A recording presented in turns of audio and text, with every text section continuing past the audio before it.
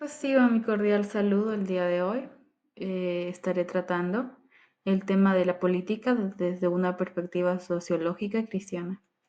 El día de hoy quiero compartir con usted una reflexión importante dentro de nuestro curso, el cual es la política, entendida no solo como una actividad partidaria, sino como una dimensión profunda de la vida social donde se organizan el poder, la autoridad y la toma de decisiones en una comunidad. Desde la sociología, la política es una estructura fundamental que regula la convivencia, organiza el poder y define la manera en que una sociedad toma decisiones sobre su rumbo. Y desde el cristianismo, la política es también un espacio donde los valores del reino de Dios deben encarnarse, como la justicia, la compasión, la humildad, la verdad y el servicio al prójimo. Por eso, en esta exposición abordaré cuatro aspectos claves. Primero, ¿qué es la política desde el punto de vista sociológico? Segundo, ¿qué dice la Biblia y cómo responde la fe cristiana a las realidades políticas? Tercero, ¿cuál es la relación entre la fe y la política? ¿Y por qué es importante que los cristianos no se mantengan indiferentes? Y finalmente, ¿qué papel debemos cumplir como creyentes en medio de un contexto marcado por crisis sociales y políticas? Mi propósito es que podamos reflexionar sobre cómo podemos ejercer nuestra ciudadanía con responsabilidad, sin perder de vista nuestro llamado espiritual a ser sal y luz en medio de nuestra sociedad. Para ello pasamos a nuestro primer punto, que es ¿qué es la política según la sociología? Desde la perspectiva sociológica, la política no se limita únicamente al acto de votar o al funcionamiento de los partidos políticos. Más bien, se entiende como el conjunto de actividades, estructuras y relaciones mediante las cuales se organiza, se regula y se distribuye el poder dentro de una sociedad. La política abarca tanto las decisiones que se toman desde el gobierno como aquellas dinámicas cotidianas que tienen que ver con el control, la influencia, la legitimidad y la autoridad. En otras palabras, la política es el espacio en el que se resuelven los conflictos sobre los recursos, las oportunidades y las reglas de convivencia. Esto incluye desde la elaboración de leyes, la administración de justicia y la gestión del bienestar común, hasta las tensiones sociales entre grupos con intereses diferentes. El sociólogo Max Weber, una de las figuras más influyentes en la teoría sociológica, definió la política como la aspiración a participar en el poder o a influir en la distribución del poder, ya sea entre estados o dentro de un mismo estado. Para Weber, el Estado moderno se distingue porque reclama el monopolio legítimo del uso de la fuerza sobre un territorio. Pero más allá de la fuerza física, también se trata del poder simbólico. ¿Quién tiene la autoridad para decidir qué es justo? ¿Quién impone las normas? ¿Y cómo se construyen las jerarquías? Por su parte, Emily Durkheim entendía el Estado como una expresión moral de la sociedad, es decir, como una institución que refleja los valores compartidos por la mayoría. Para él, las leyes no solo tienen una función reguladora, sino también simbólica. Las normas jurídicas revelan lo que una sociedad considera importante, correcto o necesario para su cohesión social. Las políticas desde la sociología también se estudia como un sistema de legitimación. No basta con tener poder, es necesario que ese poder sea reconocido como válido por la sociedad. Esto nos lleva a pensar en los diferentes tipos de autoridad, la tradicional, carismática o la legal racional, y cómo se construye la obediencia social incluso cuando las decisiones no son de agrado de todos. Además, la sociología crítica, como la que proponen autores como Karl Marx, Michael Foucault o Pierre, señala que los sistemas políticos, si bien organizan la sociedad, también pueden reproducir desigualdad, opresión o incluso exclusión. Las leyes, las instituciones y los discursos oficiales no siempre benefician a todos por igual. A menudo reflejan los intereses de los grupos dominantes, lo que puede perpetuar injusticias estructurales. Por eso, desarrollar una mirada sociológica sobre la política nos invita no solo a entender cómo funciona este poder, sino también a preguntarnos, ¿quién lo ejerce? ¿En beneficio de quién? ¿Y a costa de quién?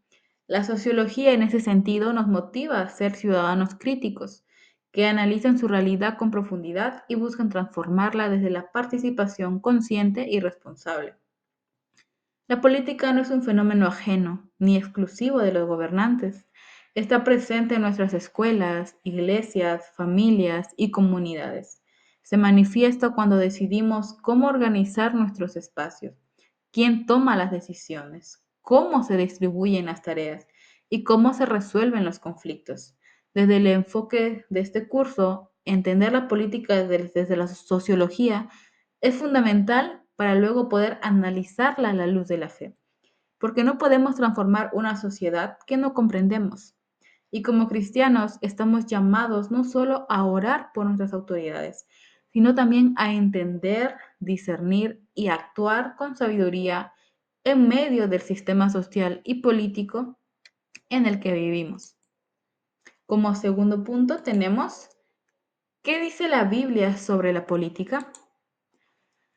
Aunque la Biblia no utiliza el término política tal como lo conocemos hoy, trata con claridad y profundidad sobre los temas fundamentales que le dan forma, como lo son la autoridad, la justicia, el poder, el liderazgo, gobierno y servicio. Desde el Antiguo Testamento hasta el Nuevo, encontramos principios y ejemplos que nos muestran cómo Dios involucra activamente los asuntos humanos y sociales, incluyendo los sistemas de gobierno. En primer lugar, la Biblia reconoce la existencia de autoridades humanas y establece que éstas tienen un propósito dentro del plan de Dios. En Romanos 13, 1 al 2 dice, sométase toda persona a las autoridades superiores, porque no hay autoridad sino de parte de Dios, y las que hay por Dios han sido establecidas. De modo que quien se opone a la autoridad a lo establecido por Dios, resiste, y los que resisten acarrean condenación para sí mismos. Este pasaje ha sido debatido a lo largo de la historia, pero no se trata de un llamado a una obediencia ciega. Más bien nos recuerda que el orden social es necesario y que toda autoridad debe entenderse como un servicio delegado, no como un privilegio absoluto. La autoridad verdadera desde la perspectiva bíblica debe estar al servicio del bien común.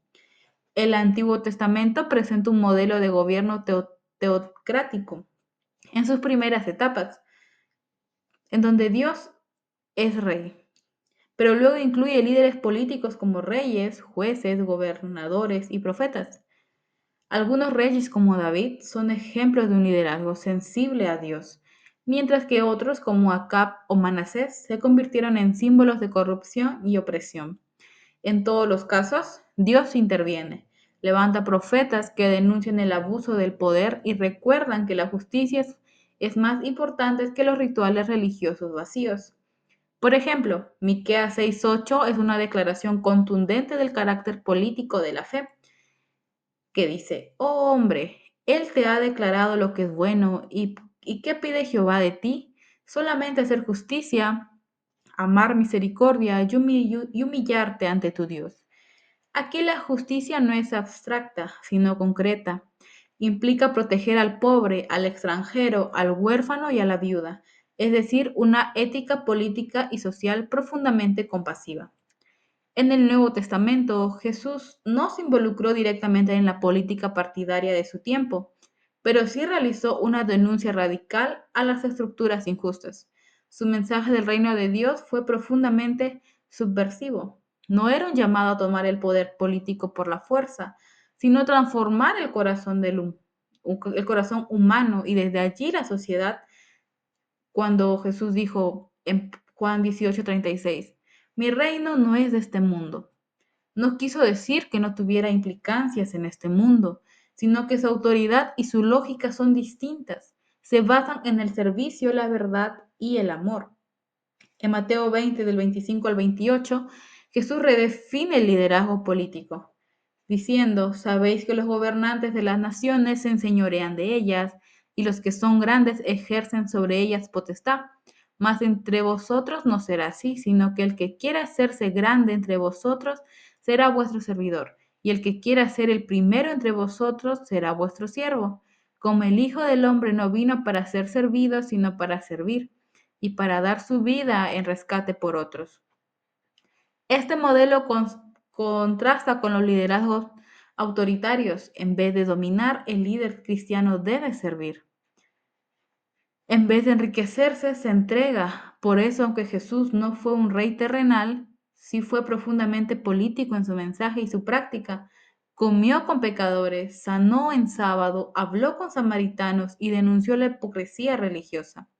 Los primeros cristianos, siguiendo este ejemplo, aprendieron a vivir su fe incluso bajo gobiernos injustos, sin perder el compromiso por la verdad, la obediencia a Dios y el testimonio público.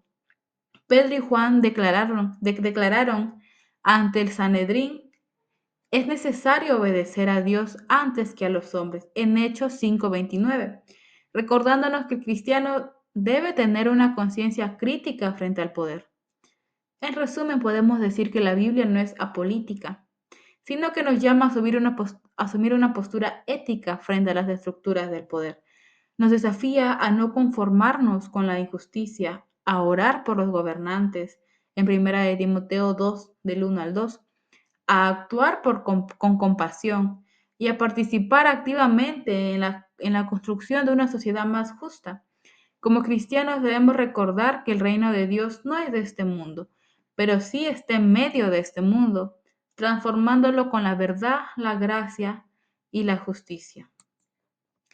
Ahora pasamos a nuestro tercer punto, que es fe y política. ¿Cómo se relacionan?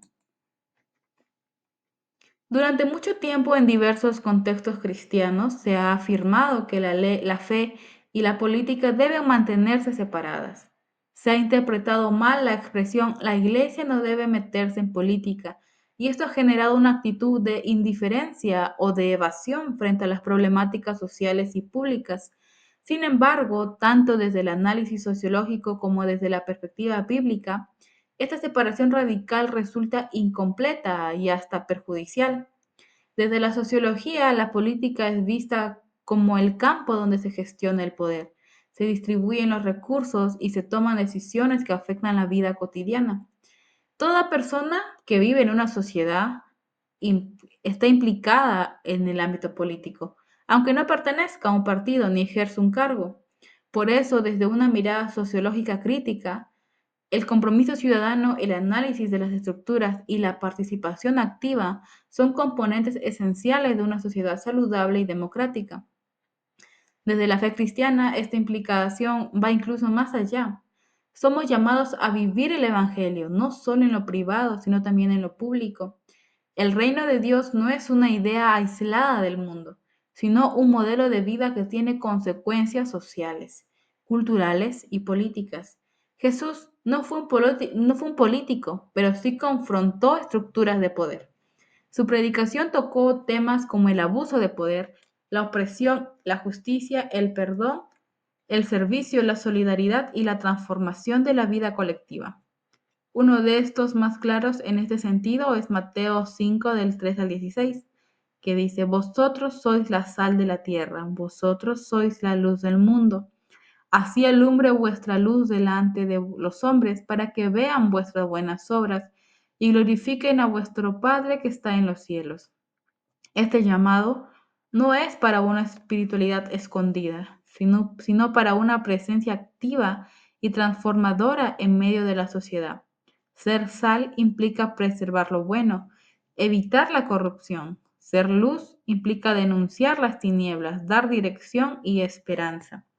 Por eso, la relación entre fe y política no debe entenderse como manipulación del poder o imposición religiosa, sino más bien como un testimonio vivo y coherente del Evangelio en todos los ámbitos de la vida. Esto incluye la denuncia profética ante la injusticia, el cuidado de los vulnerables, la promoción de leyes que defiendan la vida y la dignidad humana, y la participación activa, pero ética, en los espacios públicos. Muchos líderes cristianos en la historia han sido ejemplos de esta integración. William Gil- William Wilberforce, en Inglaterra, luchó por la abolición de la esclavitud, motivado por su fe. Martin Luther lideró el movimiento de los derechos civiles en Estados Unidos con un mensaje profundamente cristiano.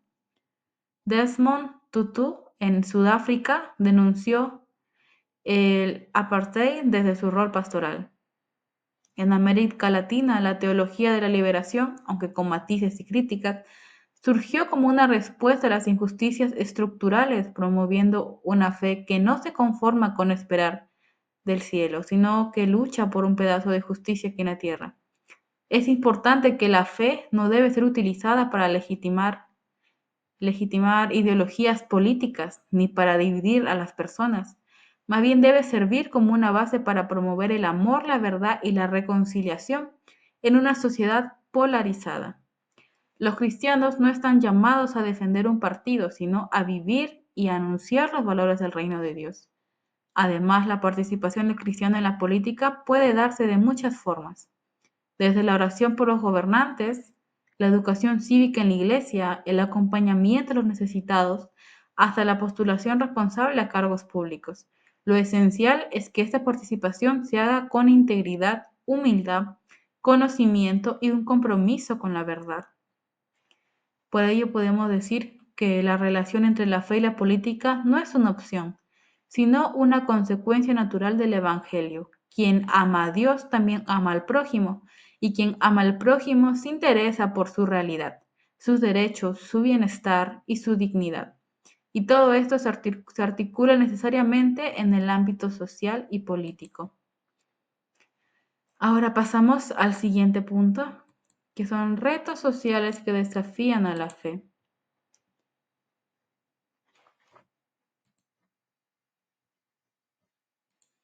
Actualmente vivimos en una sociedad que desafía situaciones como la corrupción estructural, la injusticia económica, la polarización y violencia política, pérdida de valores éticos. Esta es una sociedad marcada por estas crisis y la pregunta por el rol cristiano en medio de desafíos no es menor. ¿Qué debemos hacer como seguidores de Cristo? ¿Y cuál es nuestra actitud frente a los gobiernos, las leyes injustas, la exclusión y la pobreza? ¿Debemos aislarnos del mundo o involucrarnos activamente en su transformación? Por ello vamos a ver el rol del cristiano en la sociedad. La respuesta bíblica es clara. El cristiano no es llamado a huir de la realidad social, sino a influir en ella con una presencia transformadora. Jesús dijo en Mateo 5, 14 al 16, Vosotros sois la luz del mundo, una ciudad asentada sobre un monte no se puede esconder. Así alumbre vuestra luz delante de los hombres, para que vean vuestras buenas obras y glorifiquen a vuestro Padre que está en los cielos. Esta luz no se trata de un simple testimonio privado, sino de un compromiso público. En otras palabras, eh, nuestra fe debe tener consecuencias visibles en la forma en que nos relacionamos. Trabajamos, votamos, servimos y defendemos al necesitado. Desde el análisis sociológico, podríamos decir que la acción cristiana en la esfera pública es una forma de agencia social, es decir, de ejercer influencia sobre las estructuras que nos rodean. Aunque muchas veces no ocupemos cargos de poder, nuestra forma de vida, nuestras decisiones, nuestras palabras y nuestros valores pueden modificar realidades, romper ciclos de injusticia y promover cambios positivos. Pero para ello se necesita desarrollar una sensibilidad espiritual aguda. Eso significa tener un corazón conectado con Dios y con el dolor humano. Significa ser capaces de discernir no solo lo que está bien o mal, sino también que necesita ser sanado, restaurado, acompañado o denunciado. Como dice Romanos 12:2. No os conforméis a este ciclo, sino transformaos por medio de la renovación de vuestro entendimiento, para que comprobéis cuál sea la buena voluntad de Dios agradable y perfecta. Esto implica una transformación interior que se proyecta hacia el exterior. Como cristianos debemos resistir dos tentaciones comunes: el activismo sin espiritualidad, que nos lleva a perder el enfoque divino, y la espiritualidad sin compromiso social, que nos encierra en una fe individualista y estéril. En cambio, nuestro papel debe estar marcado por una fe encarnada y coherente. Algunos ejemplos prácticos son promover valores del reino en nuestras familias, lugares de trabajo y comunidades, educar a otros en principios éticos y ciudadanos desde una perspectiva cristiana, participar responsablemente en procesos democráticos como elecciones, orando y eligiendo con discernimiento, involucrarse en iniciativas sociales como campañas contra la corrupción, apoyo a poblaciones vulnerables o voluntariado en proyectos comunitarios. Acompañar pastoralmente a líderes políticos, orar por ellos y confrontarlos con la verdad cuando se alejen de la justicia. También es importante que la Iglesia forme a sus miembros para entender la realidad social, aprender a leer los signos de los tiempos y responder con sabiduría. Una iglesia indiferente al dolor humano pierde su autoridad moral, pero una iglesia que escucha, ora, actúa y sirve con integridad gana el respeto de la sociedad y puede ser un agente real de esperanza y reconciliación. Como dijo Jesús en Marcos 10, 44, 45: y el que de vosotros quiera ser el primero, será siervo de todos, porque el Hijo del Hombre no vino para ser servido, sino para servir y para dar su vida en rescate por muchos. Nuestro modelo de acción no es el del poder egoísta, sino el del servicio humilde. No buscamos dominar, sino bendecir. No imponemos, sino que inspiramos. Y cuando vivimos así, Dios puede usarnos como puentes de justicia, sanidad y restauración en una sociedad rota. Finalmente, hemos llegado a nuestras conclusiones. Después de haber recorrido los principales puntos de esta exposición, podemos afirmar con claridad que la política no es un terreno ajeno a la fe, ni un espacio del cual los cristianos debamos retirarnos por miedo, indiferencia o falsa neutralidad. Al contrario, tanto la sociología como el cristianismo nos ofrecen herramientas poderosas para entender el mundo que nos rodea y sobre todo para transformarlo desde adentro.